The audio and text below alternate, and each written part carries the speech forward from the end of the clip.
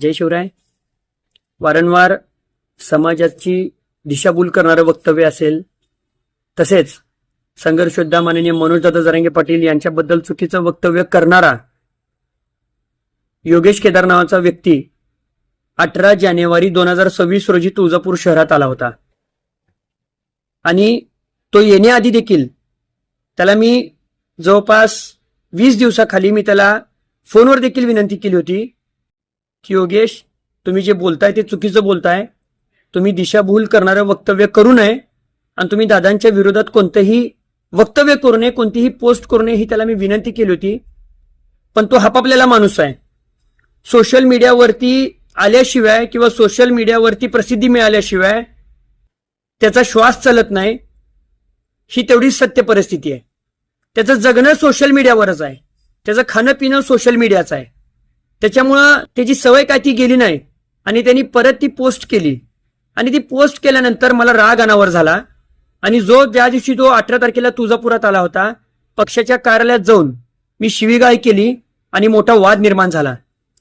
तो वाद निर्माण झाल्यानंतर त्याला कुठेतरी ते अपमानजनक वाटलं की पक्षाच्या कार्यालयात येऊन माझ्या कार्यकर्त्यांसमोर येऊन ही शिवीगाळ होणं त्याला कुठेतरी ते अपमानजनक वाटलं. आणि त्यांनी काही प्रशासकीय अधिकारी हाताला धरून माझ्यावरती गुन्हा देखील दाखल होतोय का ह्याचा प्रयत्न केला. पण मी पहिलेच सांगितलंय, मी गुन्ह्याला वगैरे घाबरत नाही. असेही गुन्हे पहिलेही दाखल आहेत, अजून पुढे किती जरी झाले तर मी ते गुन्हे अंगावर घेण्यासाठी सक्षम आहे. आणि हे सगळं झाल्यानंतर पत्रकार बांधवांना ती बातमी समजली, पत्रकार बांधवांचे मला फोन आले आणि पत्रकार बांधवांनी मला विचारले की नेमकं घडलं होतं काय, नेमकं झालं होतं काय, तर ते आम्हाला सविस्तर कळलं तर बरं होईल. आणि मी पत्रकार बांधवांना सविस्तर माहिती दिली की अशा अशा पद्धतीने झालं आणि अशा अशा पद्धतीने त्याला शिवीगाळ झाली आणि त्याने देखील मला शिवीगाळ केली आणि त्यातून तो वाद निर्माण झाला. आणि त्यानंतर सोशल मीडियाच्या माध्यमातून ती बाईट म्हणा ती सगळ्या समाज बांधवांपर्यंत पोहोचत गेली, ती व्हायरल झाली. आणि नक्कीच ती बाईट ह्या योगेश केदार नावाच्या व्यक्तीपर्यंत पण पोहोचली असावी. ती बाईट बघितल्यानंतर त्याला कुठतरी अस्वस्थता झाली असावी, त्याला अपमानजनक वाटलं असावं. आणि त्यानंतर ती बाईट बघितल्यानंतर तुळजापुरातील तमाम समाज बांधवांना, जे प्रतिष्ठित मराठा बांधव आहेत, त्यांना त्यांनी संपर्क केला. आणि संपर्क केल्यानंतर त्यांनी हा सगळा घटनाक्रम सांगितला की अशा अशा पद्धतीनं मला पक्षाच्या कार्यालयात येऊन शिवीगाळ करणं हे बरोबर आहे का, हे चुकीचं आहे, हे असं त्यांनी त्या लोकांना समजून सांगण्याचा प्रयत्न केला. त्यावेळेस आपल्या समाजातल्या बांधवांनी त्याला एकच सांगितलं की उद्या मराठा सेवक कार्यालयात तुमचं जे काय आहे ते समोरासमोर बसून मिटवा. तेजसला आम्ही बोलवतो, तुम्ही देखील तिथं या. आणि गावातले मराठा बांधव, मराठा समाजातले जे प्रतिष्ठित लोक आहेत ते देखील तिथं त्या कार्यालयावर येतील. 19 तारखेला तो सकाळी तिथं कार्यालयामध्ये आला. मला आपल्या बांधवांचे फोन आले की आपल्या मराठा सेवक कार्यालयाला सगळे मराठा समाजाचे बांधव आपले आलेत आणि तुम्ही देखील या. कालचा जो प्रकार घडलाय त्याच्यावर सविस्तर चर्चा करून तो जो काय वाद आहे, जे काय तुमचा वाईट वाटलंय किंवा जे काय तुम्हाला वाटतं ते आपण मिटवूयात. मग मी सगळ्यांचा संपर्क आला, सगळ्यांनी संपर्क केला मला. मी खूप छोटासा कार्यकर्ता आहे, मी फार मोठा कार्यकर्ता नाही, खूप छोटा कार्यकर्ता आहे. माझ्यापेक्षा बाकीचे खूप मोठे आंदोलक असतील, बाकीचे चळवळीतले खूप जुने जाणकार असतील, प्रतिष्ठित लोक असतील, त्यांनी मला फोन केला आणि त्यांनी मला विनंती केल्यानंतर एक आपल्यात संस्कार असल्यामुळं मी त्यांचा मान सन्मान ठेवून ऑफिसमध्ये गेलो, आपल्या मराठा सेवक कार्यालयामध्ये गेलो. मराठा सेवक कार्यालयामध्ये गेल्यानंतर सगळे आम्ही चर्चेसाठी बसलो. चर्चा करत असताना मी फक्त एकच मुद्दा मांडला की कालपर्यंत ठीक आहे, पण इथून पुढच्या काळात मनोजदादांबद्दल एकही बाईट, एकही पोस्ट मी चुकीची सहन करणार नाही. आता मी फक्त बोललोय, त्यानंतर मी कृतीमध्ये उतरल, हे मी त्या बैठकीत सांगितलं.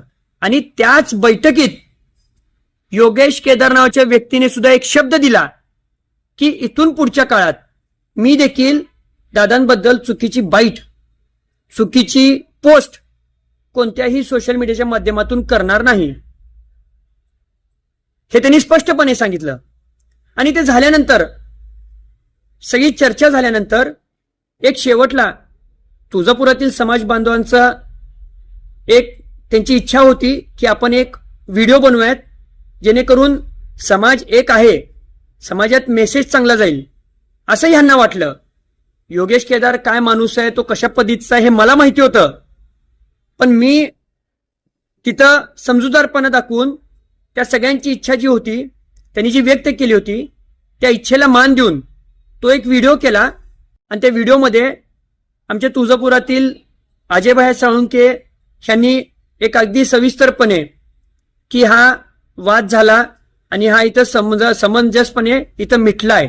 आणि त्या सगळ्यात मराठा बांधवांनी योगेश केदारला सुद्धा सांगितलं की तुम्ही जे बोलताय ते चुकीचं बोलताय. जरांगे पाटील समाजाचे दैवत आहेत, तुम्ही हे बोलणं टाळलं पाहिजे. परिस्थितीसाठी तुम्ही कुणावरही काही बोलू शकत नाही हे त्यांनी ठणकावून सांगितलं. आणि ते त्यांनी मान्य केलं की मी इथून पुढे बोलणार नाही. मग ती बाईट झाली, तो एक व्हिडिओ व्हायरल झाला. आणि मी मगाशीच म्हणलं की योगेश केदार हा प्रसिद्धीसाठी हापापलेला माणूस आहे.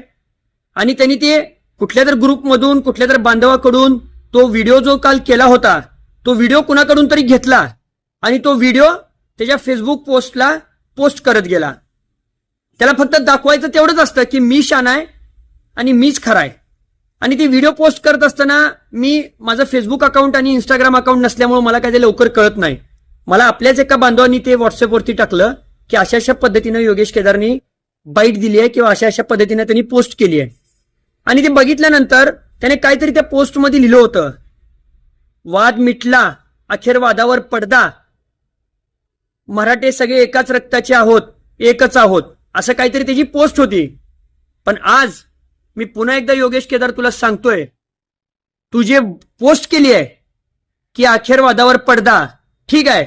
आणि जे तू अजून एक लिहिलंय त्यामध्ये अखेर मराठे एकाच रक्ताचे, जे तू लिहिलंय त्या शब्दाला तू जागा हो.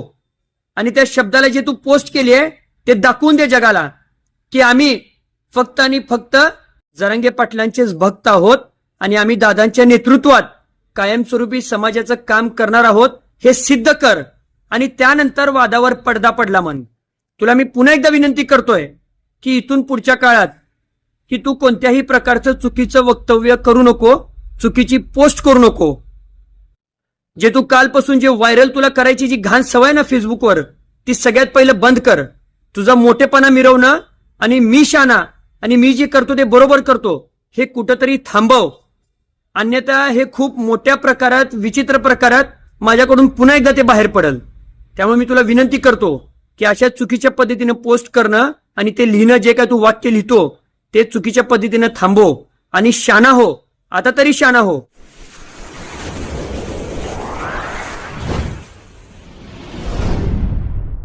वीर महाराष्ट्र न्यूज चॅनलला लाईक आणि सबस्क्राईब करा.